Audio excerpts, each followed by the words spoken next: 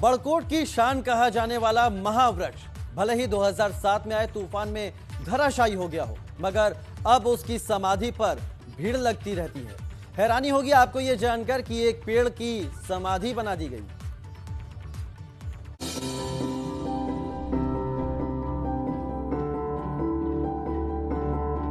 एक ऐसा पेड़ जो आसमान छूने को बेताब रहता था।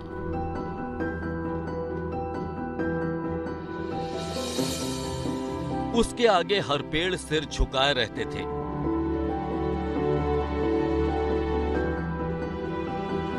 मगर कुदरत के कहर ने उसे भी धराशायी कर दिया।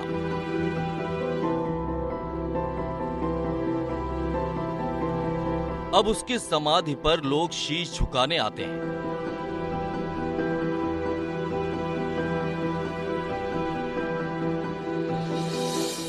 ये कहानी है उत्तराखंड के उस महावृक्ष की जिसके चर्चे दूर दूर तक होते हैं। वो इतना महान था कि उसकी समाधि बनाई गई है।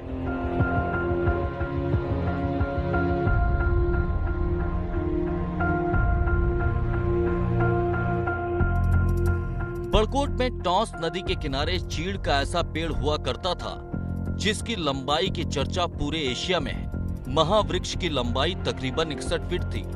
इसी वजह से इसे महावृक्ष कहा जाता था।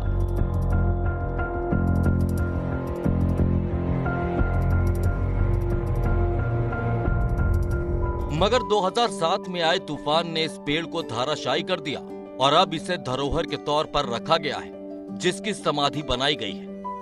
पिछले 13 सालों में अगर अब की बात करें तो यहाँ पे बहुत अच्छा एक रूप दिया गया है। यहाँ पे समाधि के रूप में 21 लकड़ी यानी कि जो चीड़ के जो पेड़ थे उसके 21 टुकड़े करके यहाँ पे समाधि के रूप में रखा गया है। और यही कारण है कि जो दूर दूर से पर्यटक आते हैं वो पर्यटक जरूर एक बार समाधि में पहुँचते हैं। इसकी लंबाई इतनी ज्यादा थी कि इसे एशिया महाद्वीप का सबसे ऊंचा चीड़ का पेड़ माना गया था, जिस वजह से इसे महावृक्ष कहा जाने लगा।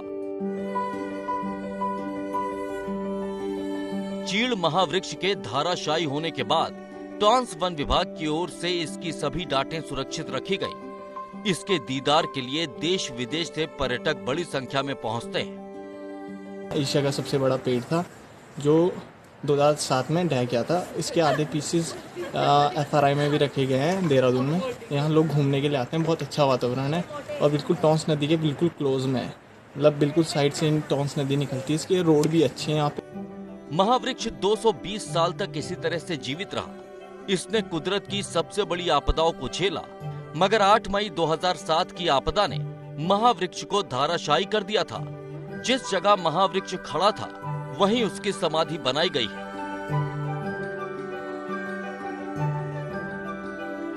एबीपी गंगा के लिए बड़कोट से नितिन चौहान की रिपोर्ट।